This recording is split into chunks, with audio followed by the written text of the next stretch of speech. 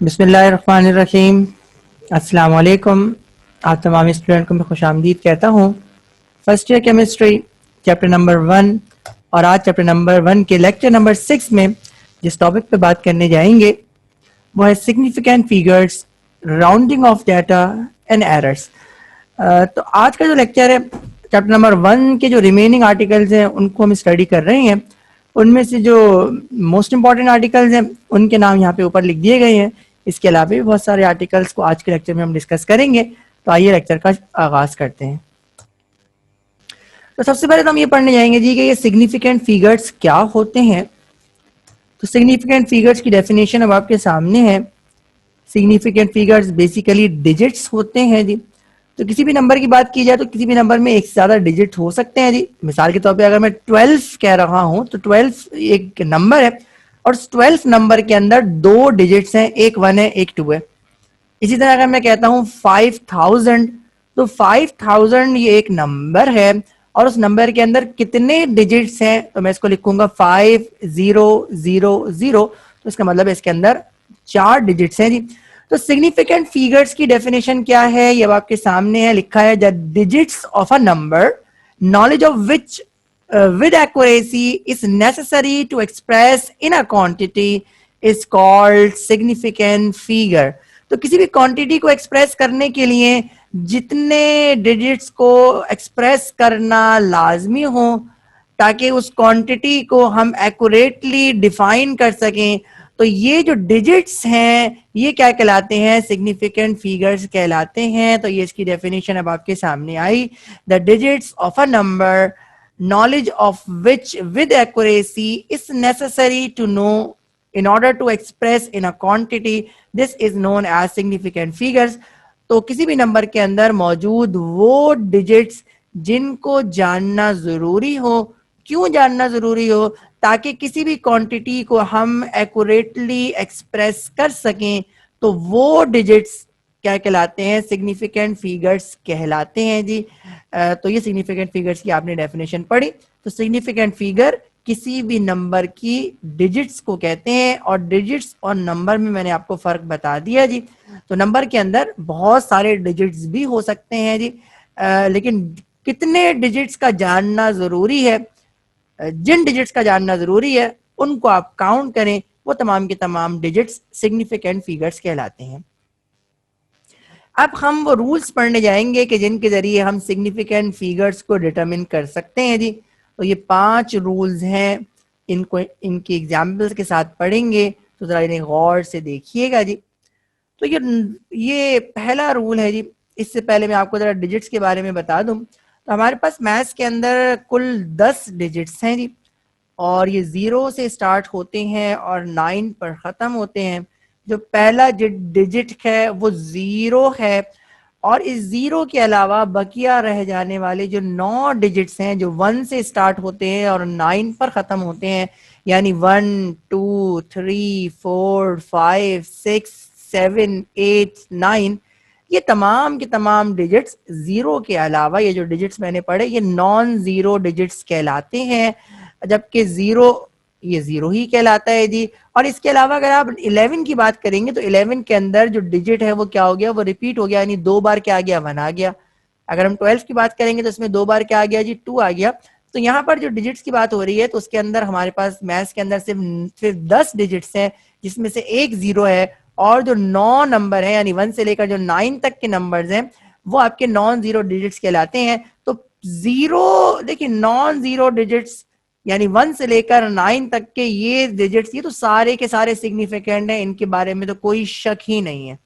यानी किसी भी नंबर के अंदर अगर नॉन जीरो डिजिट्स होंगे यानी 1 होगा या 2 होगा, इसी तरह 3 4 5 होगा या 6 7 8 9 होगा, तो इसके बारे में तो किसी को शक है ही नहीं कि ये सिग्निफिकेंट है या नहीं है। ये सारे के सारे नॉन जीरो डिजिट्स ये सिग्निफिकेंट हैं, यानी इनको एक्सप्रेस करना लाजिम है।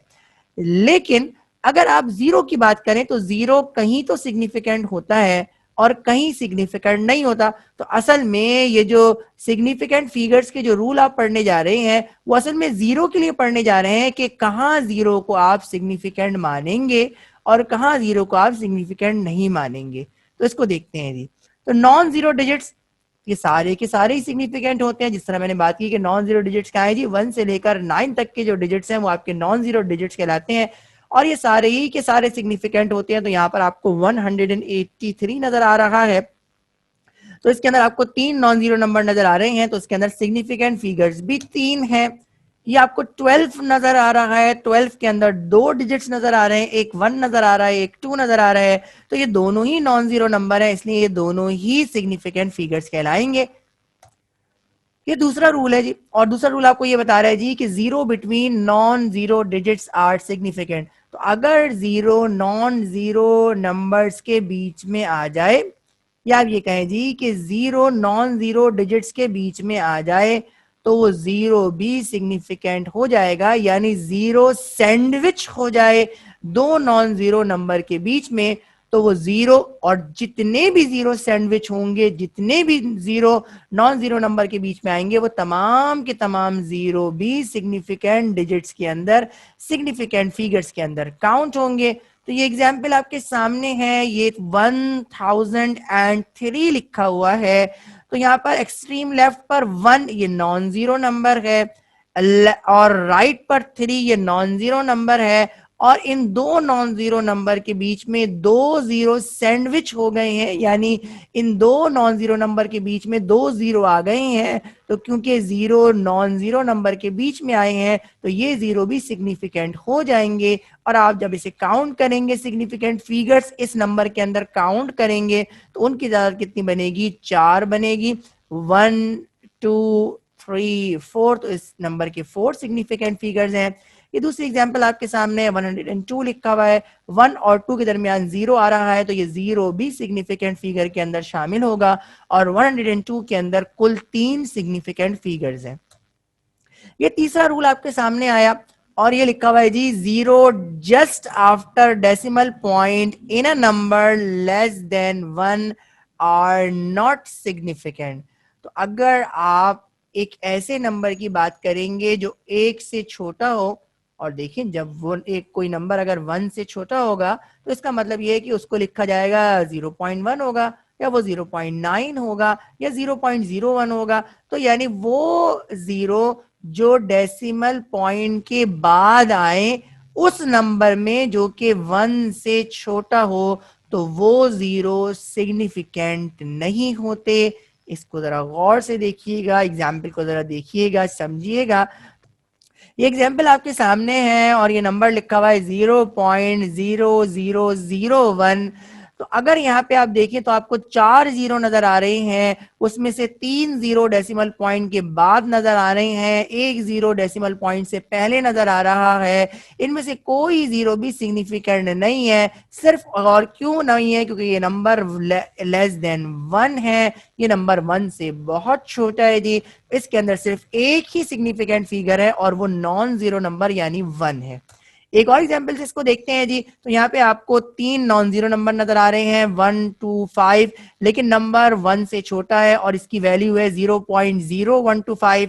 तो एक जीरो डेसिमल पॉइंट के बाद नजर आ रहा है, एक जीरो डेसिमल पॉइंट से पहले नजर आ रहा है। क्योंकि ये नंबर लेस देन 1 है, तो इसमें इनिशियल जीरो और डेसिमल पॉइंट के बाद वाला जीरो ये सिग्निफिकेंट नहीं है। तो इन दोनों जीरो को सिग्निफिकेंट नंबर्स काउंट करने में इस्तेमाल नहीं किया जाएगा। सिग्निफिकेंट डिजिट्स को काउंट करने में ये दो जीरो काउंट नहीं होंगे। तो इस नंबर के पास जो सिग्निफिकेंट फिगर्स हैं वो कितने हैं जी? वो 3 है। तो ये रूल आपने पढ़ा, मैं इस रूल को एक बार फिर रिपीट कर देता हूं जी, कि अगर नंबर 1 से छोटा हो, यानी नंबर लेस देन 1 हो, तो डेसिमल के बाद आने वाले जीरो सिग्निफिकेंट नहीं होते, डेसिमल से पहले वाला जीरो भी सिग्निफिकेंट नहीं होता, डेसिमल के बाद आने वाले भी जीरो सिग्निफिकेंट नहीं होते, सिर्फ नॉन जीरो डिजिट ही सिग्निफिकेंट काउंट होते हैं। ये अगला रूल है जी। और यहाँ पे लिखा हुआ है, zero after a decimal point in a number greater than 1। तो अगर नंबर डेसिमल में ही हो लेकिन नंबर 1 से बड़ा हो, यहां आपने पढ़ा था नंबर 1 से छोटा हो, तो अगर नंबर 1 से छोटा होगा तो जीरो सिग्निफिकेंट नहीं होंगे, लेकिन नंबर 1 से अगर बड़ा होगा और या 1 भी एग्जैक्टली होगा और उसके बाद डेसिमल लगा होगा और डेसिमल पॉइंट के बाद 0 लगे होंगे, तो जितने भी 0 लगे होंगे वो तमाम की तमाम सिग्निफिकेंट शुमार होंगे। तो यहाँ पर एग्जाम्पल अब आपके सामने है, ये लिखा हुआ है 1.00। तो क्योंकि डेसिमल पॉइंट के बाद ये 0 है लेकिन नंबर 1 या 1 से बड़ा है, इसलिए ये दोनों 0 सिग्निफिकेंट शुमार होंगे। तो इस नंबर के कुल 3 सिग्निफिकेंट फिगर हैं। 1 तो नॉन जीरो नंबर है तो इसकी सिग्निफिकेंसी पे तो कोई शक ही नहीं है, लेकिन ये 2 जीरो भी सिग्निफिकेंट हो गए क्योंकि नंबर 1 या 1 से बड़ा है और डेसिमल नंबर है, और अगर नंबर 1 या 1 से बड़ा हो तो उसके बाद आने वाले तमाम जीरो सिग्निफिकेंट कहलाते हैं। ये एक और एग्जांपल आपके सामने है, यहाँ पे लिखा हुआ है 99.00। तो यहाँ पर क्योंकि नंबर 1 से बड़ा है और ये डेसिमल नंबर है और इस डेसिमल नंबर में कुल आपको 4 डिजिट्स नजर आ रहे हैं, उसमें पॉइंट के बाद 2 जीरो लगे हुए हैं, तो ये दोनों जीरो भी सिग्निफिकेंट काउंट होंगे और 99 तो है ही सिग्निफिकेंट डिजिट्स। तो इस नंबर के अंदर कुल 4 सिग्निफिकेंट फिगर हैं, दोनों 9 भी सिग्निफिकेंट हैं और दोनों जीरो भी सिग्निफिकेंट हैं। तो मैं इस रूल को एक बार फिर पढ़ देता हूं जी। तो नंबर अगर 1 हो या 1 से बड़ा हो और डेसिमल नंबर हो यानी डेसिमल के बाद जीरो मौजूद हो तो वो तमाम जीरो भी सिग्निफिकेंट काउंट किए जाते हैं। लेकिन अगर नंबर 1 से छोटा हो जी और 1 से छोटा अगर नंबर होगा तो डेसिमल के बाद आने वाले जीरो ये सिग्निफिकेंट काउंट नहीं किए जाएंगे। नंबर 1 होगा या 1 से बड़ा होगा और डेसिमल नंबर होगा और उसके बाद अगर जीरो आएंगे तो वो सिग्निफिकेंट काउंट होंगे। तो ये 2 रूल्स हैं, रूल नंबर 3, रूल नंबर 4। इनमें बच्चा बहुत कंफ्यूज होता है तो इनका आप बहुत ज्यादा ख्याल रखिएगा। ये 5वां रूल है आपके सामने और यहाँ पे लिखा हुआ है final zero in a large number does not have a decimal. बहुत बड़े नंबर है, मिसाल के तौर पे 7,000 लिख के दे दिया या आपको लिख के दे दिया 7 लाख लिख के दे दिया, ठीक है जी। तो इनमें डेसिमल पॉइंट भी नहीं है और ये नंबर बहुत बड़े नंबर है यानी ह्यूज नंबर है, तो इनके फाइनल जीरो सिग्निफिकेंट शुमार नहीं होते। तो ये मिसाल आपके सामने है, यहाँ पे लिखा हुआ है 9,000। तो 9,000 एक बड़ा नंबर है जी और ये डेसिमल नंबर भी नहीं है। तो 9,000 के अंदर जो फाइनल जीरो आ रहे हैं यानी ये जो 3 जीरो आखिर में आ रहे हैं ये सिग्निफिकेंट शुमार नहीं होंगे और इसके अंदर सिर्फ नॉन जीरो ही सिग्निफिकेंट माना जाएगा। यानी 9,000 के अंदर सिर्फ एक सिग्निफिकेंट फिगर है जो कि 9 है जी। और ये लिखा हुआ है 25,000। तो 25,000 के अंदर भी जो फाइनल के 3 जीरो हैं इनको सिग्निफिकेंट शुमार नहीं किया जाएगा क्योंकि ये डेसिमल नंबर है नहीं, ये लार्ज नंबर है। तो लार्ज नंबर के आखिर में आने वाले जीरो सिग्निफिकेंट शुमार नहीं किए जाते और इसके अंदर जो सिग्निफिकेंट फिगर है वो सिर्फ 2 होंगे और वो क्या होगा जी 25। ये सिग्निफिकेंट फिगर है यानी इसके अंदर कुल 2 सिग्निफिकेंट फिगर्स हैं। राउंडिंग ऑफ डाटा को स्टडी करने जाएंगे जी। राउंडिंग ऑफ डाटा का ताल्लुक भी सिग्निफिकेंट फिगर से है जी। तो राउंडिंग ऑफ डाटा का सिग्निफिकेंट फिगर से क्या ताल्लुक है, इसकी डेफिनेशन पढ़ेंगे तो ये बात समझ में आएगी। तो राउंडिंग ऑफ डाटा की डेफिनेशन अब आपके सामने है जी। लिखा है in order to decrease significant figures in a number. तो यहां तक डेफिनेशन पढ़ने से आपको ये बात समझ में आ गई होगी जी कि राउंडिंग ऑफ डाटा कहते किसे हैं जी। तो लिखा हुआ है जी किसी नंबर के अंदर अगर सिग्निफिकेंट फिगर्स कम करने हो तो वो जो प्रोसेस है, वो जो तरीका कार है उसको राउंडिंग ऑफ डाटा कहते हैं। यकीनन किसी नंबर में सिग्निफिकेंट फिगर्स को कम करना इतना आसान तो नहीं होगा, यकीनन इसके पीछे भी कुछ ना कुछ रूल्स होंगे। जिस तरह अभी आपने पहले रूल्स को पढ़ा जी कि सिग्निफिकेंट फिगर्स को मालूम करने के कितने रूल्स हैं जी, तो आपने 5 रूल पीछे पढ़े। इसी तरह अगर हम किसी नंबर को राउंड ऑफ करना चाह रहे हैं तो अपनी मर्जी से राउंड ऑफ नहीं कर सकते, यकीनन इसके पीछे भी रूल्स होंगे जिनको भी हम आगे पढ़ने जाएंगे जी। तो राउंडिंग ऑफ डाटा का मकसद क्या होता है, किसी भी नंबर के अंदर सिग्निफिकेंट फिगर्स को कम करना। तो अगर किसी नंबर के सिग्निफिकेंट फिगर्स को कम करें तो इसको राउंडिंग ऑफ डाटा कहते हैं जी। किस तरह से कम करते हैं ये हम आगे देखते हैं। इस डेफिनेशन के अंदर लिखा हुआ है last digit of a number is drop. आखिरी डिजिट को, किसी भी नंबर के आखिरी डिजिट को ड्रॉप किया जाता है और ड्रॉप करने के लिए कुछ रूल्स इस्तेमाल करने पड़ते हैं। तो कुछ रूल्स को इस्तेमाल करते हैं जी और लास्ट डिजिट को ड्रॉप कर देते हैं। तो ये क्या कहलाता है, राउंडिंग ऑफ डाटा कहलाता है। मैं इसकी डेफिनेशन को एक बार फिर पढ़ रहा हूँ जी। In order to decrease the significant figures in a number, last digit of a number is dropped using certain rules. This phenomena is known as rounding of data. तो किसी नंबर के अंदर अगर हमें सिग्निफिकेंट फिगर्स कम करने हो तो कम करने के लिए हम क्या करते हैं, उस नंबर के आखिरी डिजिट को हज़फ करते हैं। लेकिन आखिरी डिजिट को हज़फ करने के लिए हमें कुछ रूल्स लगाने पड़ते हैं। जब रूल्स लगा के आखिरी डिजिट हज़फ कर देंगे, खत्म कर देंगे, तो खुद बखुद उस नंबर के अंदर सिग्निफिकेंट फिगर्स डिक्रीज हो जाएंगे और ये फिनोमेना राउंडिंग ऑफ डाटा कहलाएगा। अब हम रूल्स को पढ़ने जा रहे हैं जी। वो कौन कौन से रूल्स हैं जिनको अप्लाई करके हम अपने नंबर को राउंड ऑफ करेंगे जी। तो ये पहला रूल है और यहाँ पे लिखा हुआ है, if final digit is greater than 5, अगर आखिरी डिजिट 5 से बड़ा हो, तो 5 से बड़ा होने का मतलब क्या है, या तो वो 6 होगा, या वो 7 होगा, या वो 8 होगा, या 9 होगा, और कोई पॉसिबिलिटी तो है नहीं जी। तो अगर आखिरी डिजिट 5 से बड़ा हो, यानी 6 हो, 7 हो, 8 हो या 9 हो, तो हम क्या करेंगे जी कि हम 1 ऐड कर देंगे, जिस तरह से यहाँ पे लिखा हुआ है जी। 1 ऐड कर देंगे किसके अंदर जी, सेकेंड लास्ट डिजिट के अंदर आप क्या ऐड करेंगे, 1 ऐड करेंगे। तो इसको एग्जाम्पल से हम देखते हैं जी। रूल को मैं एक बार फिर पढ़ देता हूं जी, कि अगर आखिरी डिजिट 5 से बड़ा हो, यानी 6 हो, 7 हो, 8 हो या 9 हो, तो जब आप उस डिजिट को हटाएंगे, यानी 6, 7, 8 या 9 को हटाएंगे, तो आपने सेकेंड लास्ट डिजिट के अंदर 1 ऐड करना पड़ेगा। तो एग्जाम्पल अब आपके सामने है, अब आप इसको देखिएगा जी। ये नंबर अब आपके सामने था और ये नंबर है, इसमें लास्ट डिजिट आपको जो नजर आ रहा है वो 5 से बड़ा है, यानी क्या नजर आ रहा है, 8 नजर आ रहा है। और ये जो डिजिट है वो क्या है, वो आपका सेकेंड लास्ट डिजिट है। तो जब आपने 8 को हटाया तो इस 6 के अंदर 1 ऐड कर दिया और ये क्या बन गया, 3.77 बन गया, यानी 6 क्या बन गया, 7 बन गया। तो इस नंबर के अंदर 4 सिग्निफिकेंट फिगर्स थे और इस नंबर के अंदर कितने सिग्निफिकेंट फिगर हो गए, 3 सिग्निफिकेंट फिगर हो गए। तो इस फिनोमेना को आप क्या कहते हैं, राउंडिंग ऑफ डाटा कहते हैं जी। कि नंबर जिसके अंदर 4 सिग्निफिकेंट फिगर्स थे, 4 सिग्निफिकेंट फिगर्स को कम करके आपने 3 सिग्निफिकेंट फिगर्स में कन्वर्ट किया और उसके लिए आपने रूल नंबर 1 को अप्लाई किया कि आखिरी डिजिट ये 5 से बड़ा था, तो उसको जब आपने ड्रॉप किया तो सेकेंड लास्ट नंबर के अंदर 1 भी ऐड किया। ये दूसरी एग्जाम्पल आपके सामने है और अगर आप इसमें नंबर को देखें तो ये नंबर 3.87 है। इसके अंदर जो आपको लास्ट डिजिट नजर आ रहा है वो 7 है और ये 7 5 से बड़ा है और सेकेंड लास्ट डिजिट जो आपको नजर आ रहा है वो आपको 8 नजर आ रहा है।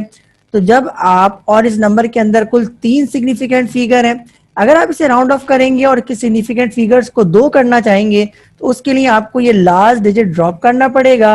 और क्योंकि ये डिजिट 5 से बड़ा है तो इसलिए जब आप इसे ड्रॉप करेंगे तो सेकेंड लास्ट डिजिट यानी 8 के अंदर 1 ऐड कर देंगे, तो इसका जो जवाब आएगा वो आएगा 3.9। तो ये आपने रूल 1 पढ़ा और रूल 1 क्या था जी, कि अगर फाइनल डिजिट 5 से बड़ा हो, यानी 6 हो, 7 हो, 8 हो या 9 हो, तो जब आप इसे ड्रॉप करने लगेंगे तो सेकेंड लास्ट डिजिट के अंदर 1 ऐड करना पड़ेगा। ये रूल 2 आपके सामने है और रूल 2 में लिखा हुआ है जी, अगर फाइनल डिजिट 5 से छोटा हो, और 5 से छोटे होने का मतलब ये है कि या तो ये 4 हो या 3 हो या 2 हो या 1 हो, तो आप इसे ड्रॉप कर सकते हैं, बआसानी ड्रॉप कर सकते हैं और आपको 1 ऐड करने की भी जरूरत नहीं है। यानी सेकेंड लास्ट डिजिट के अंदर जो अभी आप रूल 1 के अंदर 1 ऐड कर रहे थे, तो यहाँ पे अगर नंबर 5 से छोटा हो, यानी 4 हो या 3 हो या 2 हो या 1 हो, तो आप इसको ऐसे ही ड्रॉप कर दें और सेकेंड लास्ट डिजिट के अंदर कोई नंबर ऐड नहीं होगा। एग्जाम्पल से इस बात को डिस्कस करते हैं जी। तो ये आपको नंबर नजर आ रहा है और इस नंबर के अंदर कुल 4 सिग्निफिकेंट फिगर्स नजर आ रहे हैं।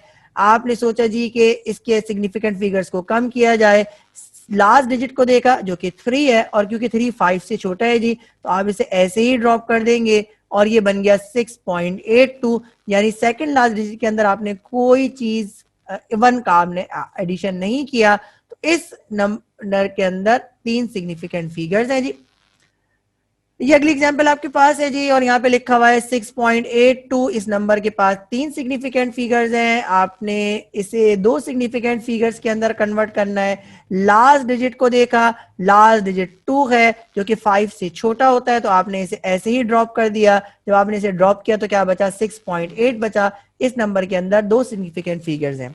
तो ये सिंपल सा रूल था जो आपने सीखा जी, कि अगर फाइनल डिजिट 5 से छोटा होगा जी, तो 5 से छोटा होगा तो वो क्या होगा, या तो 4 होगा, या 3 होगा, या 2 होगा, या 1 होगा। तो ऐसी सूरत के अंदर आपने क्या करना है, ऐसी सूरत के अंदर आप फाइनल डिजिट को ऐसे ही ड्रॉप कर देंगे और सेकंड लास्ट डिजिट के अंदर कोई नंबर यानी 1 ऐड नहीं करेंगे। ये तीसरा रूल पढ़ने जा रहे हैं, और तीसरा रूल ये कह रहा है जी कि अगर फाइनल डिजिट 5 हो, अगर वो नंबर एग्जैक्टली 5 हो, तो अब क्या करें जी। तो अगर फाइनल डिजिट 5 हो, या तो आप क्या करें भाई, सबसे पहला काम तो ये करें जी, ये चेक करें जी कि सेकंड लास्ट डिजिट क्या है। ठीक है, तो सेकंड लास्ट डिजिट को आपको चेक करना पड़ेगा। तो अगर सेकंड लास्ट डिजिट इवन हो, और इवन का मतलब होता है 2 हो, 4 हो, 6 हो, या 8 हो, यानी आप सिंपल इसको दूसरे लफ्जों में मैं कहूं तो ये कहें जी कि अगर 5 को ड्रॉप करने के बाद, सेकंड ड्रॉप करने के बाद आपके पास नंबर इवन बचता है, यानी वो 2 है, या 4 है, या 6 है, या 8 है, तो आप 5 को ऐसे ही ड्रॉप कर दें जी। तो इसकी एग्जाम्पल देखते हैं जी। तो एग्जाम्पल यहाँ पे आप देखिए, तो यहाँ पर ये नंबर आपको नजर आ रहा है 4.865, लास्ट डिजिट 5 है। अगर हम 5 को ड्रॉप करें तो आखिरी डिजिट क्या है जी, 6 बच रहा है, और 6 क्या है जी, इवन नंबर है, तो आप 5 को ऐसे ही ड्रॉप कर देंगे। इस नंबर के पास 4 सिग्निफिकेंट फिगर्स थे, जब आपने 5 को ड्रॉप किया तो इस नंबर के सिग्निफिकेंट फिगर्स क्या हो गए, रिड्यूस हो गए। ये दूसरी एग्जाम्पल आपके सामने है, इस नंबर के अंदर भी 4 सिग्निफिकेंट फिगर्स हैं, आखिरी डिजिट इसका 5 है। तो जब मैंने कहा जी 5 को ड्रॉप करना है राउंड ऑफ करने के लिए, तो 5 को ड्रॉप करूंगा, तो मैं सेकंड लास्ट डिजिट को देखूंगा, तो सेकंड लास्ट डिजिट क्या है, इवन है, यानी 2, 4, 6 और 8 में से है। तो मैंने 5 को बगैर कुछ ऐड किए क्या कर दिया जी, ड्रॉप कर दिया। तो इस नंबर के अब 3 सिग्निफिकेंट फिगर्स है। तो ये रूल सिंपल सा है जी, कि अगर नंबर देखिए, 2 रूल तो आप पढ़ चुके कि 5 से ज्यादा होगा, यानी 6, 7, 8 या 9 होगा लास्ट नंबर, तो सेकंड लास्ट के अंदर आपको 1 ऐड करना पड़ेगा।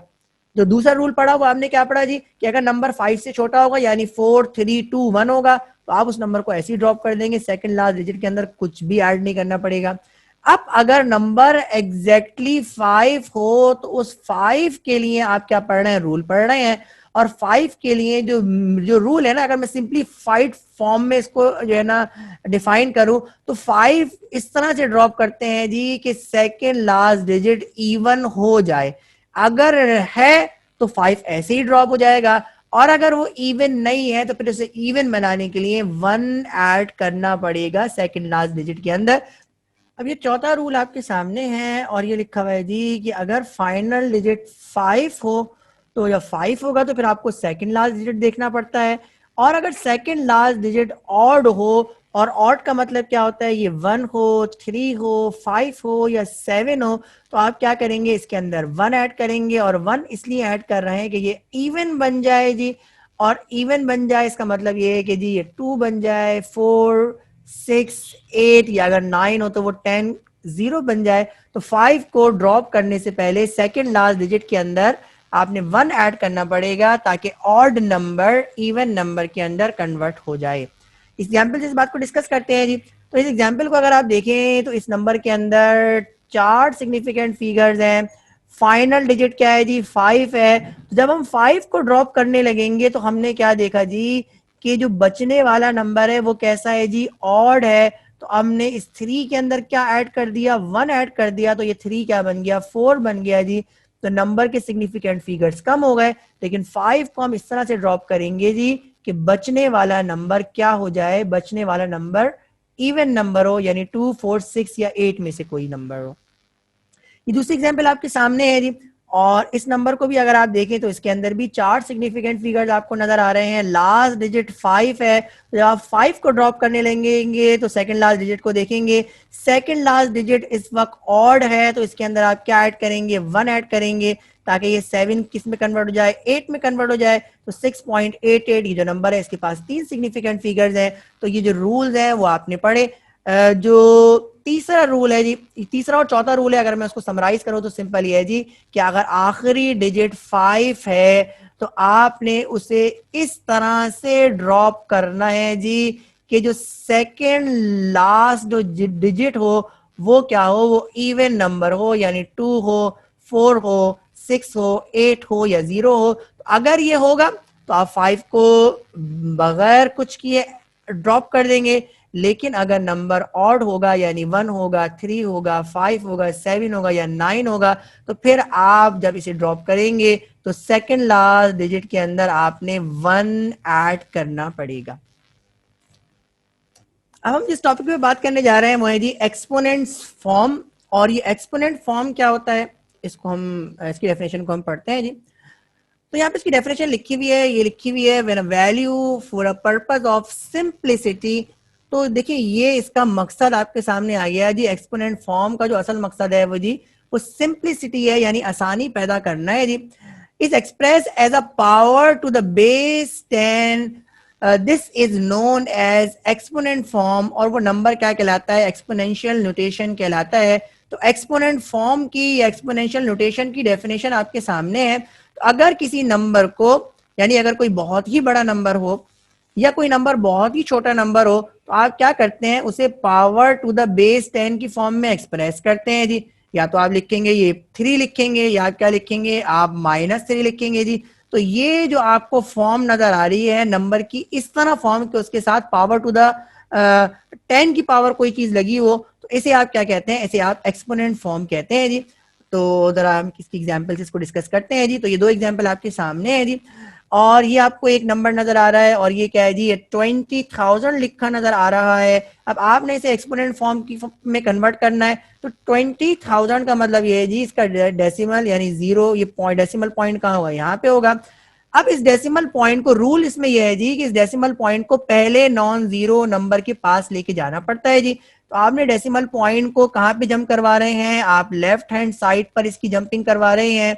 तो आप इसको 1 डिजिट आके लेके गए, उसके बाद 2 डिजिट आके लेके गए, उसके बाद 3 डिजिट आके लेके गए, उसके बाद 4 डिजिट आगे लेके गए। ये पहला नॉन जीरो नंबर है। तो आपने इसको क्योंकि 4 डिजिट आगे लेके गए हैं और लेफ्ट हैंड यानी पीछे जाने पे ये आप इसके साथ प्लस लगाते हैं, 4 डिजिट पीछे लेके गए हैं, तो आप क्या लिखेंगे, +4 लिखेंगे।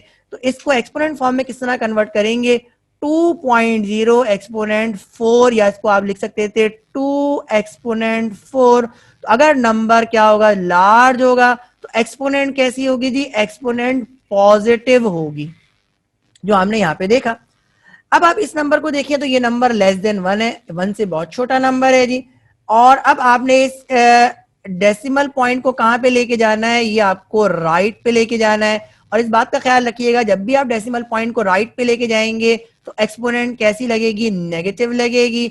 मैं इस डेसिमल पॉइंट को 1 डिजिट राइट पे लेके गया, 2 डिजिट राइट पे लेके गया, 3 डिजिट राइट पे लेके गया, और चौथा डिजिट ये पहला नॉन जीरो है जी, यहाँ पे लाके मैंने इसको ड्रॉप कर दिया। तो क्योंकि मैं 4 डिजिट इसे राइट पे लेके गया हूं, इसलिए इसकी पावर क्या आ जाएगी, -4 आ जाएगी। तो मैंने जवाब में क्या लिखा, 9.7 एक्सपोनेंट -4। और ये -4 ये बता रही है जी कि ये जो नंबर है वो क्या है जी, वो स्मॉल नंबर है। इस बात का ख्याल रखिएगा जी कि जो डेसिमल है, उस डेसिमल की जो असल जगह है वो है जी after first non zero number. तो डेसिमल आप कहाँ रखा करें, हमेशा पहले नॉन जीरो नंबर के बाद रखा करें। तो यहाँ पर भी डेसिमल को पहले नॉन जीरो के बाद रखा है, और यहाँ पर भी डेसिमल को पहले नॉन जीरो के बाद रखा है। अगर आप इस डेसिमल पॉइंट को 1 डिजिट और आगे ले जाते और इसको लिख देते 97 एक्सपोनेंट -5, तो देखिए ये लिखना गलत तो नहीं है, लेकिन आप ये जरूर कहेंगे जी कि ये अगेंस्ट द रूल है, ये रूल की वायलेशन है, क्योंकि रूल ये कहता है जी कि डेसिमल की जगह क्या है, पहला नॉन जीरो नंबर है, तो पहले नॉन जीरो नंबर के बाद डेसिमल लिखा जाता है। यहां पर आपने दूसरे नॉन जीरो नंबर के बाद डेसिमल लिखा है, तो ये रूल्स के अकॉर्डिंग गलत है। इसलिए हमेशा डेसिमल पॉइंट को जब भी आप इस तरह से किसी भी नंबर को एक्सपोनेंट में कन्वर्ट करें तो डेसिमल को पहले नॉन जीरो नंबर के बाद रखा करें। अब हम एरर्स को डिफाइन करने जाएंगे जी कि एरर्स क्या होते हैं जी। तो एरर्स की डेफिनेशन अब आपके सामने है, ये लिखा हुआ है जी, the difference or uncertainty exist in an actual value, it is known as error. तो एक्चुअल वैल्यू से की मुखालफत, या आप ये कह लें जी कि एक्चुअल वैल्यू से दूरी, ये एक्चुअल वैल्यू और आपकी वैल्यू के अंदर फर्क, ये क्या कहलाता है, एरर कहलाता है। मिसाल के तौर पे आप टाइट्रेशन कर रहे हैं और उसका एंड पॉइंट क्या है जी, 10.3 है, लेकिन आपका जो जवाब आ रहा है वो बार बार क्या आ रहा है, 9.3 आ रहा है। तो इसका मतलब ये है जी कि आप एक्चुअल वैल्यू से बहुत दूर हैं। इसका मतलब ये है जी कि आपकी जो ऑब्जर्वेशन है उसके अंदर एरर है जी। तो ये एरर की यहाँ पे डेफिनेशन लिखी हुई है, the difference or uncertainty exist in actual value. Actual value मिसाल के तौर पे आपके पास 10.3 सेंटीमीटर क्यूब थी, लेकिन आपकी वैल्यू क्या आ रही है, ये आपकी ऑब्जर्व्ड वैल्यू कहलाती है। ऑब्जर्व्ड वैल्यू क्या आ रही है, 9.3 सेंटीमीटर क्यूब आ रही है। तो ये फिनोमिना क्या कहलाएगा, ये कंडीशन, ये फिनोमिना एरर कहलाएगा, यानी आपकी ऑब्जर्वेशन में एरर है। एरर दो किस्म के होते हैं, एक सिस्टमैटिक एरर होता है, दूसरा रैंडम एरर होता है। ये क्या होते हैं इसको हम देखते हैं जी। तो सिस्टमैटिक एरर क्या होते हैं कि जिनकी वजूहात आपको मालूम हो वो सिस्टमैटिक एरर कहलाते हैं, और जिनकी वजूहात आपको मालूम ना हो वो क्या कहलाते हैं, रैंडम एरर कहलाते हैं। तो इनकी क्लासिफिकेशन किस पे है जी, इसके रीजन पे है कि भाई इसकी वजह आपको क्या है जी, इसकी वजह आपको मालूम है और इसकी जो वजह है वो आपको मालूम नहीं है। तो अगर वजह मालूम नहीं है तो ये क्या कहलाएगा, ये आपका रैंडम एरर कहलाएगा, और अगर आपको वजह मालूम है तो ये क्या कहलाएगा, सिस्टमैटिक एरर कहलाएगा। और अगर आपको वजह मालूम है तो इसका मतलब ये है कि आप इसे रिमूव भी कर सकते हैं, यानी इसे दूर भी कर सकते हैं, और इसे मिनिमाइज यानी कम भी कर सकते हैं। और अगर आपको वजह ही नहीं पता तो ना आप इसे मिनिमाइज कर सकते हैं ना आप इसे रिमूव कर सकते हैं। तो ये दो किस्म के एरर आपके पास होते हैं जी, कि अगर एरर की, गलती की वजह आपको मालूम है तो इसका मतलब है उस पर आप काबू पा लेंगे और उसको मिनिमाइज भी कर लेंगे, और ऐसी गलती क्या कहलाएगी, सिस्टमैटिक एरर कहलाएगी।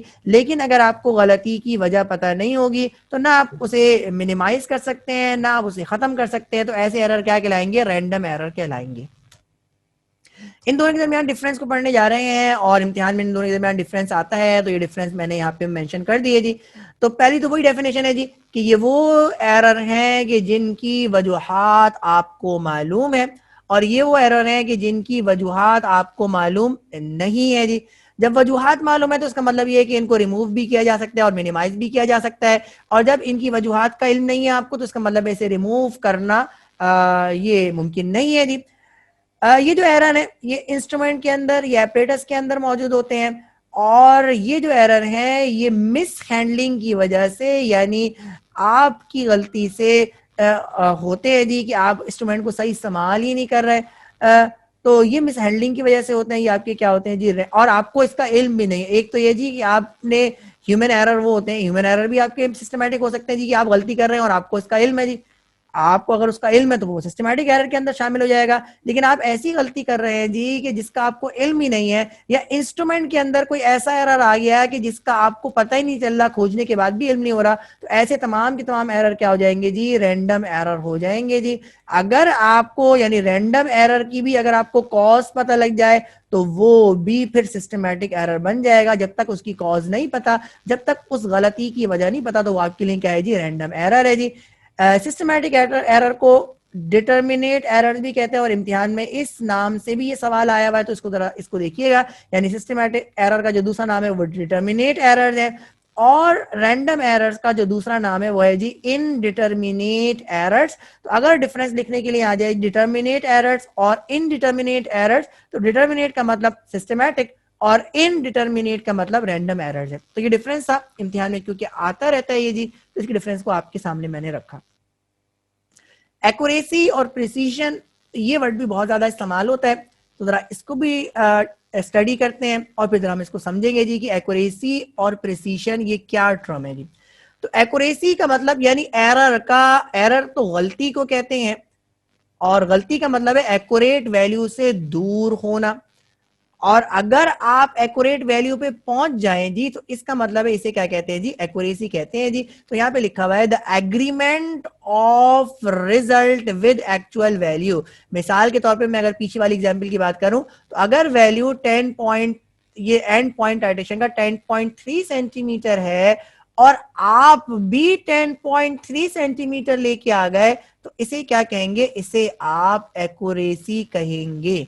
ठीक है जी। तो एक्यूरेसी का मतलब क्या है जी कि ये आपका ये एक्चुअल रिजल्ट है और आपका जो ऑब्जर्व रिजल्ट है वो भी क्या आ गया, वो ही आ गया जो आपका एक्चुअल रिजल्ट था। इसका मतलब ये है जी कि आपने जो काम किया है वो बिल्कुल सही किया है, इसका मतलब है आप एक्यूरेट है, और ये क्या कहलाएगी, एक्यूरेसी कहलाएगी। प्रिसीजन क्या है जी, प्रिसीजन ये है जी close agreement between the values. अब वो एक्यूरेट भी हो सकती है और वो एक्यूरेट नहीं भी हो सकती। मिसाल के तौर पे and point of titration 10.3 centimetre है और आपने 3 बार टाइट्रेशन करी और आपके पास आपकी 3 बार रीडिंग क्या आ रही है, 9.3 सेंटीमीटर आ रही है। 3 बार आपने एहतियात से टाइट्रेशन करके देखी थी और आपकी रीडिंग क्या आ रही है, 9.3 आ रही है। इसका मतलब यह है कि ये 9.3 ये क्या है, ये आपकी प्रिसाइज्ड वैल्यू है कि ये क्या हो रही है, ये तो क्या हो रही है, ये रिपीट हो रही है, लेकिन ये वैल्यू आपकी एक्यूरेट नहीं है। ठीक है जी। तो प्रिसाइज वैल्यू का मतलब है जी कि आपकी ऑब्जर्व्ड वैल्यू का आपस में क्या होना जी, क्लोज होना, ये प्रिसीजन कहलाता है, चाहे वो एक्यूरेट हो या एक्यूरेसी से क्या हो जी, दूर हो। तो प्रिसाइज्ड वैल्यू एक्यूरेट भी हो सकती है, यानी अगर ये 3 बार वैल्यू आपकी ऑब्जर्व वैल्यू 10.3 आ जाती, तो फिर आप ये कहते जी कि आपकी वैल्यू प्रिसाइज्ड भी है और एक्यूरेट भी है। और अगर आपकी वैल्यू प्रिसाइज है, यानी 3 बार वैल्यू तो सेम आ रही है लेकिन वो एक्यूरेट नहीं आ रही, तो आप कहेंगे कि आपकी वैल्यू सिर्फ प्रिसाइज है लेकिन वो एक्यूरेट नहीं है। अभी हम इसको एग्जाम्पल से पढ़ेंगे तो आपको ये बात मजीद क्लियर हो जाएगी जी। तो ये अगर हम इस फिगर को देखें, तो इस फिगर के अंदर जो टारगेट है वो आपका ये टारगेट है, इस टारगेट को आपने अटेन करना है। अब आपने 5 बार क्या किया, एरो को थ्रो किया जी, और पहली बार वो यहाँ पे लगा, दूसरी बार यहाँ लगा, तीसरी बार भी वो आपके निशाने पे लगा, चौथी और पांचवी बार भी निशाने पे लगा। तो अब आप ये कहेंगे जी कि ये जो फिनोमेना है इसे आप क्या कहते हैं जी, एक्यूरेट कहते हैं, कि जो आपका मतलूबा निशाना था वो आपने हासिल किया और 5 बार आपने तकरीबन एक ही जगह को अटेन किया। इसका मतलब है जी कि आप प्रिसाइज भी हैं और एक्यूरेट भी हैं। अब दूसरी एग्जाम्पल देखिए, यहां पर भी आपका टारगेट यही है जी।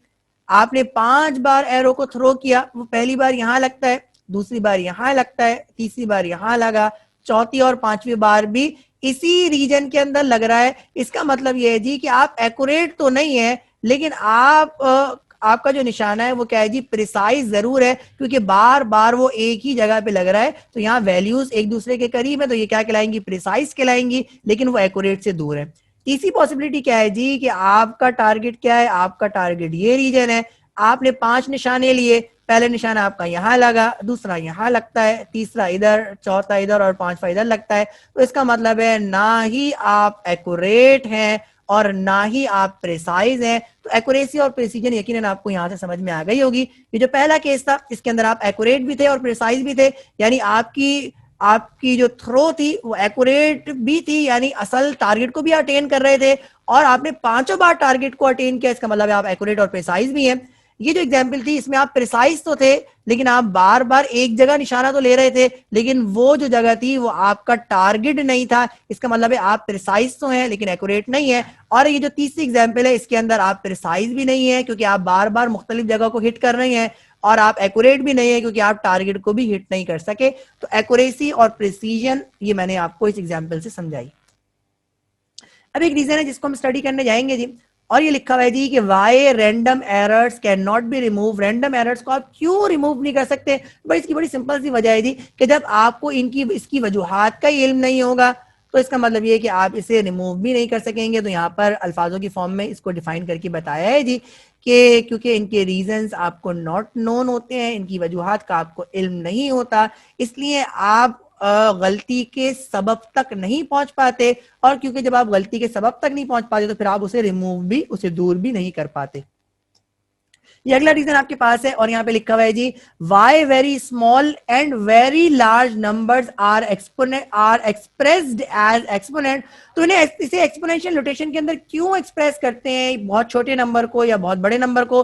तो ये भी आपने अभी पीछे लेक्चर के अंदर पढ़ा, और इसकी वजह क्या है जी? For the purpose of simplicity. तो सिंप्लिसिटी को आप क्या अटेन करने के लिए आप ये काम करते हैं। यहाँ पे इसको थोड़ा सा और ब्रीफ फॉर्म में दिया हुआ है और यहाँ पे लिखा हुआ है जी कि यहाँ पे इजीनेस का वर्ड इस्तेमाल किया गया है जी, ताकि आपको उसको अंडरस्टैंड करना आसान हो जाए, उसकी टेबुलेशन करना और उसकी कैलकुलेशन करना आपको आसान हो जाए, और नॉन सिग्निफिकेंट डिजिट को यहाँ से रिमूव करना आसान हो जाए। तो ये तमाम जो वजूहात हैं, इसकी सिंपल वजह क्या है जी कि for the purpose of simplicity आपने लार्ज नंबर को या स्मॉल नंबर को एक्सपोनेंट की फॉर्म में कन्वर्ट किया है। अच्छा जी, अब कुछ न्यूमेरिकल है छोटे छोटे, अब हम इनको करना सीखेंगे जी। आप सिग्निफिकेंट फिगर्स का तयन करना है, कुछ नंबर्स आपके सामने हैं, उनके सिग्निफिकेंट फिगर्स हम फाइंड करेंगे जी। तो सवाल आपके सामने और सिग्निफिकेंट फिगर्स, हम इन नंबर को लिख के इनके सिग्निफिकेंट फिगर्स निकालते हैं। तो पार्ट ए की बात करें तो इसमें लिखा हुआ है 3.200 लिखा हुआ है जी। तो अगर आप इस पे रूल लगाएं तो रूल क्या कहता है जी कि अगर नंबर 1 से बड़ा हो और वो डेसिमल नंबर हो तो फाइनल जीरो सिग्निफिकेंट शुमार होते हैं। तो इस नंबर के अंदर 1 2 3 4 5 सिग्निफिकेंट फिगर्स हैं। आपने लिखा कि जो नंबर आपका पहला नंबर था उसके अंदर 5 सिग्निफिकेंट फिगर्स हैं और इस पे आपने रूल लगाया जी।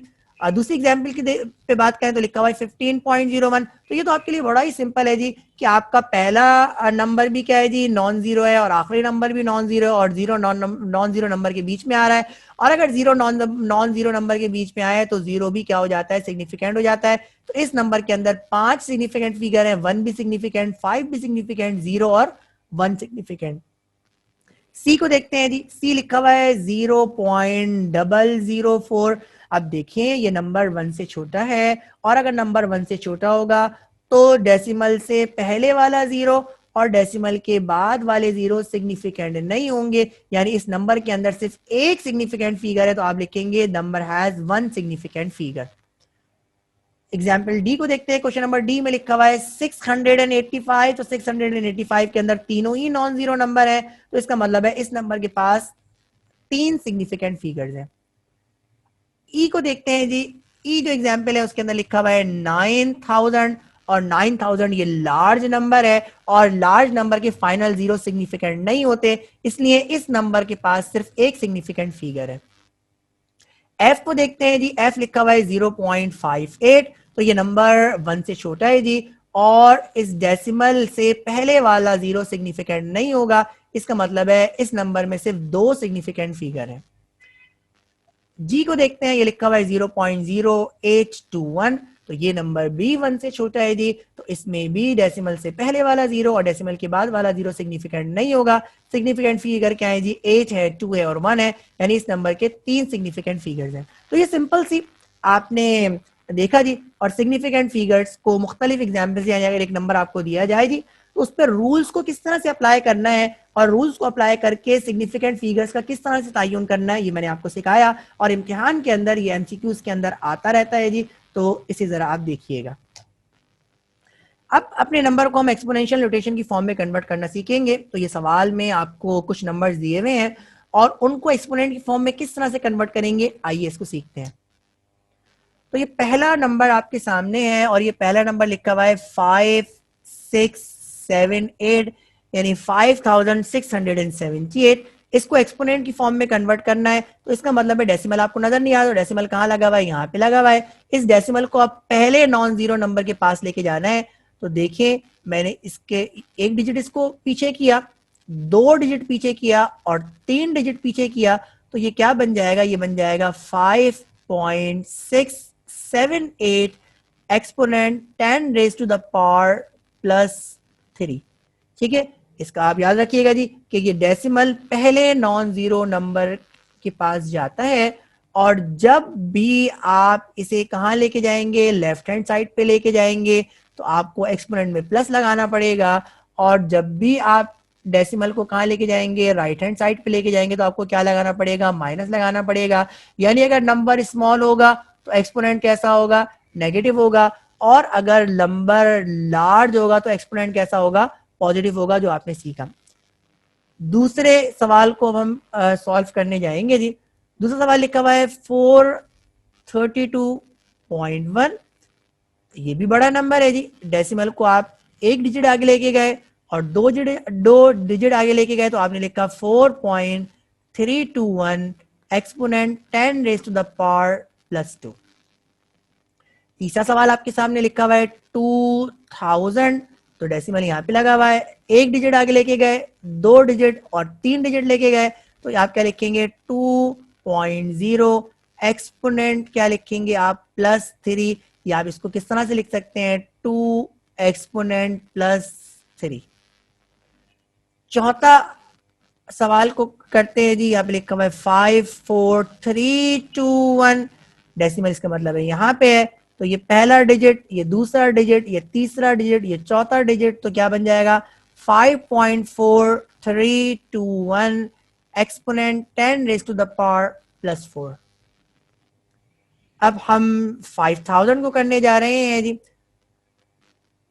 5000 हमने लिखा, सॉरी ये 5 लाख है जी, और इसके अंदर जीरो कितने नजर आ रहे हैं आपको, 5 जीरो नजर आ रहे हैं, तो डेसिमल यहाँ पे है, एक डिजिट, 2 3 4 5 आप पीछे आए तो आप लिखेंगे 5 exponent 10 raise to the power +5।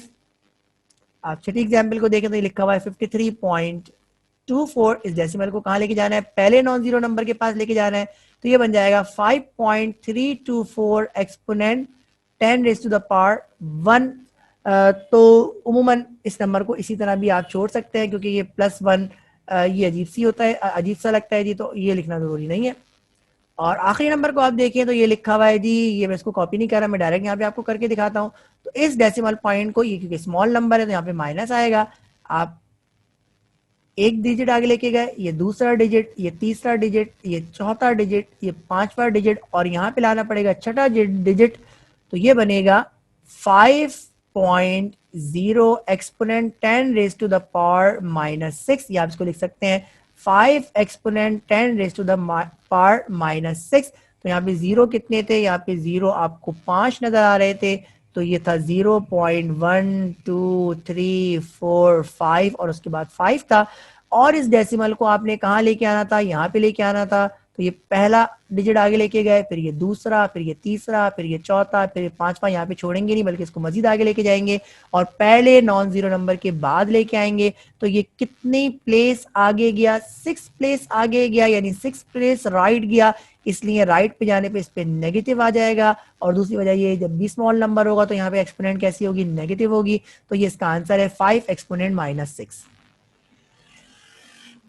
अब हमने जो राउंडिंग ऑफ डेटा जो हमने करना सीखा था, तो इम्तिहान में ये न्यूमेरिकल भी आते रहते हैं, तो जरा इन न्यूमेरिकल्स को भी करना सीखते हैं जी, कि अगर मल्टीप्लिकेशन का न्यूमेरिकल आपके पास आ गया तो फिर राउंडिंग ऑफ डाटा के किस तरह से रूल लगेंगे और कितने सिग्निफिकेंट फिगर्स को मेंटेन करना पड़ेगा, और अगर एडिशन होती है या सब्ट्रैक्शन होती है तो फिर आपने सिग्निफिकेंट फिगर्स को किस तरह से मेंटेन करना है, यानी राउंडिंग किस तरह से करनी है, डाटा को किस तरह से राउंड ऑफ करना है और कितने सिग्निफिकेंट फिगर्स मेंटेन करने हैं, इस पे हम जरा बात करेंगे। जरा इसको फोकस होकर देखिएगा।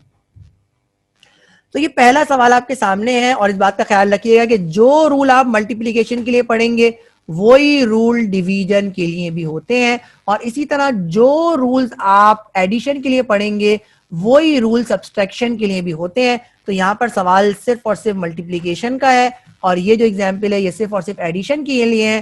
तो सब्सट्रैक्शन के लिए भी रूल सेम रहेंगे और डिवीजन के लिए रूल्स भी सेम रहेंगे, लेकिन मल्टीप्लिकेशन और एडिशंस के अंदर रूल का फर्क है, तो जरा इस फर्क को समझिएगा।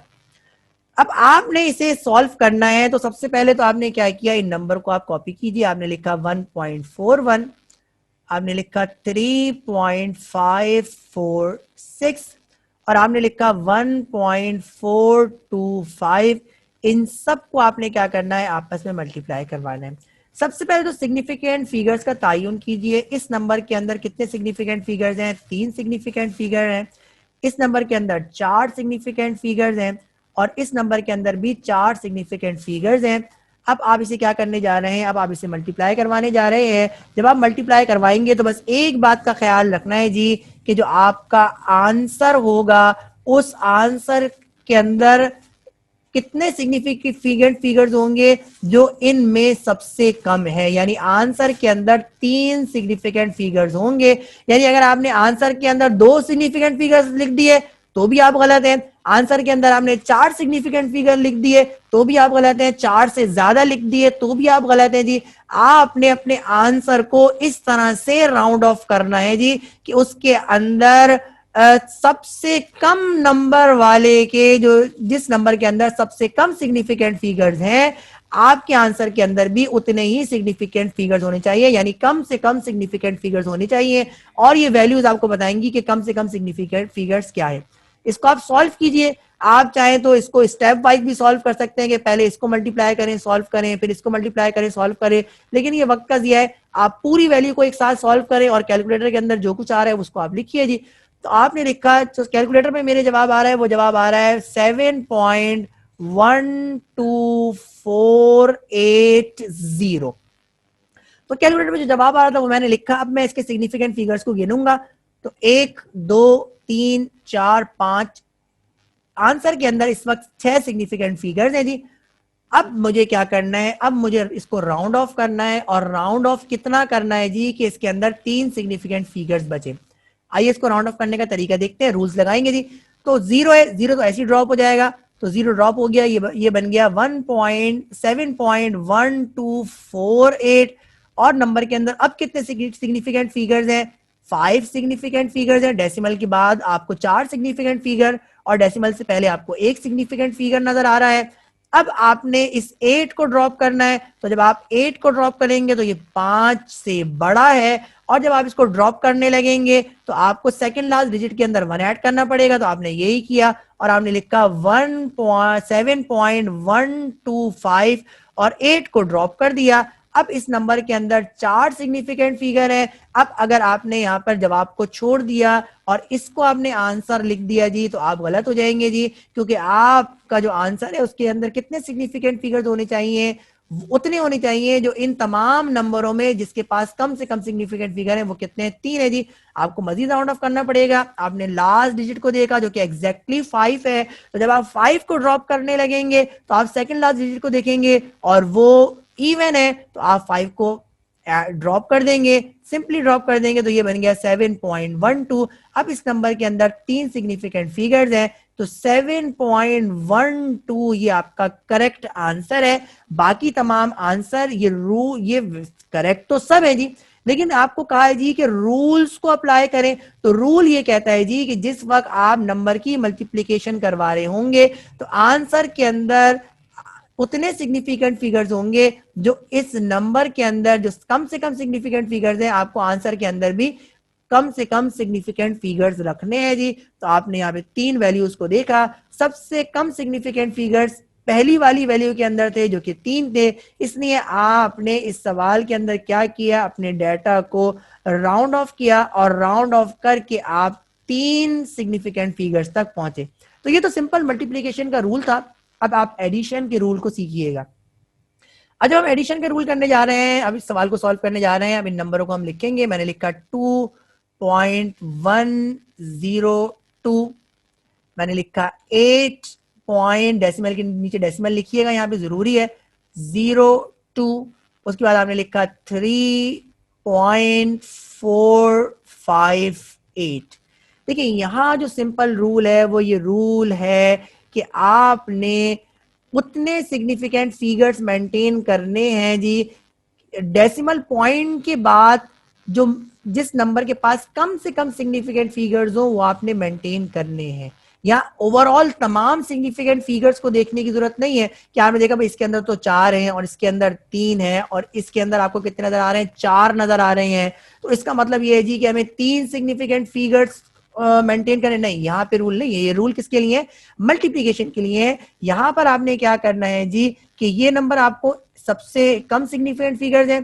अब आप क्या कीजिए, यहाँ पर एक लाइन ड्रॉ कर लीजिए और लाइन का मतलब ये है जी कि आपका जब आंसर आएगा तो उस आंसर के अंदर डेसिमल के बाद कम से कम इतने सिग्निफिकेंट फिगर जरूर होंगे। यानी यहां पर रूल ये है जी कि डेसिमल के बाद आपने मिनिमम सिग्निफिकेंट फिगर्स को ऑब्टेन करना है। तो 8.02 के अंदर डेसिमल के बाद सिर्फ 2 सिग्निफिकेंट फिगर्स हैं, यहाँ पे डेसिमल के बाद 3 सिग्निफिकेंट फिगर्स है, यहाँ पर भी डेसिमल के बाद 3 सिग्निफिकेंट फिगर है। तो आपके जवाब के अंदर डेसिमल के बाद कितने सिग्निफिकेंट फिगर्स होने चाहिए, 2 सिग्निफिकेंट फिगर्स होने चाहिए। यानी यहां पर ओवरऑल सिग्निफिकेंट फिगर्स ये नहीं देखने, बल्कि आपने क्या देखने हैं कि डेसिमल के बाद आपको मिनिमम सिग्निफिकेंट फिगर्स को मेंटेन रखना है जी। तो इस सवाल को अब हम सॉल्व करते हैं जी, इसको यहीं पे सॉल्व कीजिए तो आपका जवाब बिल्कुल करेक्ट हो जाएगा। तो आपने लिखा 8+2 तो जवाब आता है 10, तो आपने यहाँ पे 0 लिखा, 1 क्या हो गया, ये आपने ये कैरी हो गया जी। तो आपने लिखा 5+2 7 और यहाँ पे क्या आ गया, 8 आ गया। इसको तो आपने मेंटेन करना ही है। 4 और 1 क्या हो गया जी, 5 हो गया, डेसिमल पॉइंट आपने लगा दिया। और 8+2 10 हो गया और +3 क्या हो गया, 13 हो गया। तो अब आपका जो जवाब है वो क्या बन रहा है, 13.580। ठीक है जी, तो 0 को आप ड्रॉप कर दें जी, 0 को ड्रॉप कर देंगे तो जवाब क्या आ जाएगा, 13.58।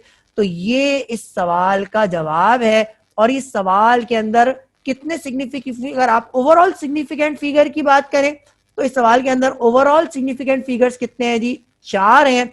लेकिन आफ्टर डेसिमल इसके अंदर कितने सिग्निफिकेंट फिगर्स हैं, वो 2 हैं। तो आफ्टर डेसिमल सिग्निफिकेंट फिगर्स को यहाँ पे आपने मेंटेन करना है। ये जो रूल है वो किसके लिए है जी, एडिशन के लिए है, और यही रूल किसके लिए है जी, सब्ट्रैक्शन के लिए है। तो ये दोनों रूल्स मल्टीप्लीकेशन और एडिशन में क्या फर्क है जी, ये मैंने आपके सामने रखे।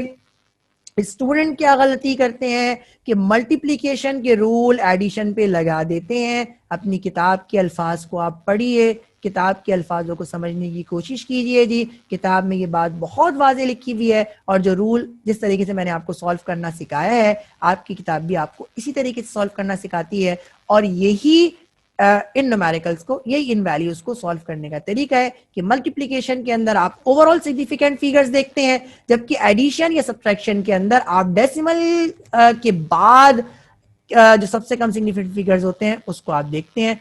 इस रूल को आप अच्छे से देख लीजिएगा। तो ये आज का लेक्चर था और आज के लेक्चर के अंदर आपने मुख्तलिफ मौजू पे बात करी थी।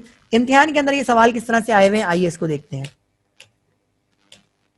तो ये पहला सवाल है जिसके अंदर डेफिनेशन आई हुई है, रैंडम एरर, एक्सपोनेंशियल नोटेशन और सिग्निफिकेंट फिगर्स। तो डेफिनेशन आपने पढ़ी है, इन डेफिनेशन को आपने जो आपने पीछे पढ़ी थी उनको आप लिख देंगे।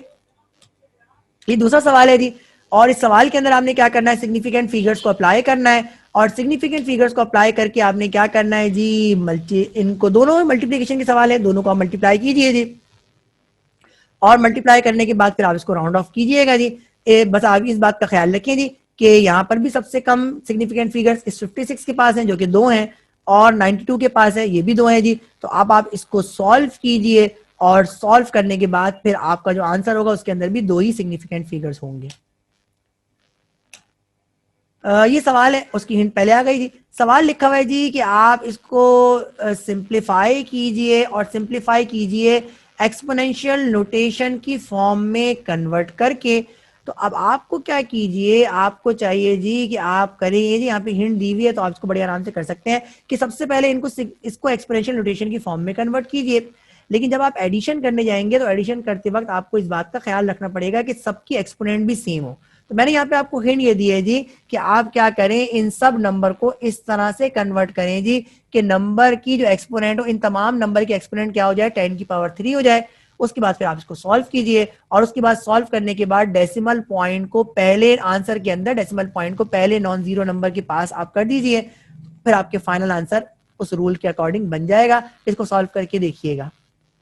तो ये आज का लेक्चर था और आज का लेक्चर यहाँ पर मुकम्मल हुआ और इस लेक्चर के मुकम्मल होने के साथ साथ चैप्टर नंबर 1 भी मुकम्मल हो गया और चैप्टर नंबर 1 के अंदर जो 6 लेक्चर्स थे उसके अंदर हमने चैप्टर नंबर 1 को डिटेल के अंदर डिस्कस किया और चैप्टर नंबर 1 के अंदर आपने क्या देखा कि ज़्यादातर आपके न्यूमेरिकल थे। तो जितनी ज़्यादा आप न्यूमेरिकल की प्रैक्टिस करेंगे उतना ज़्यादा आपको इस चैप्टर पे कमांड हासिल होनी है जी। नेक्स्ट लेक्चर में आपसे इंशाअल्लाह ताला मुलाकात होगी और नेक्स्ट लेक्चर के अंदर हम नेक्स्ट चैप्टर को स्टार्ट करेंगे जी। और इस नेक्स्ट चैप्टर है वो आपका चैप्टर नंबर 2 है जिसके अंदर आप स्टेट्स ऑफ मैटर की बात करेंगे यानी गैसेस, लिक्विड और सॉलिड्स के बारे में पढ़ेंगे और इस चैप्टर में हम गैसेस से स्टार्ट करेंगे और जो इस चैप्टर का पहला लेक्चर है उसके अंदर हम काइनेटिक मॉलिक्यूलर थ्योरी को स्टडी करेंगे और इसके साथ कुछ और टॉपिक्स भी आएंगे यानी आइडियल गैस और रियल गैस में क्या फर्क है और वो कौन सी कंडीशन है जिसके अंदर आइडियल गैस रियल गैस के तौर पर बिहेव करती है और वो कौन सी कंडीशन है जिसके अंदर रियल गैस भी आइडियल बिहेव करेगी जी। तो तमाम बातें हमारे नेक्स्ट लेक्चर का मौजू होंगी। इंशाअल्लाह ताला आपसे अगले लेक्चर के अंदर मुलाकात होगी। अपना ख्याल रखिएगा। अस्सलामु अलैकुम।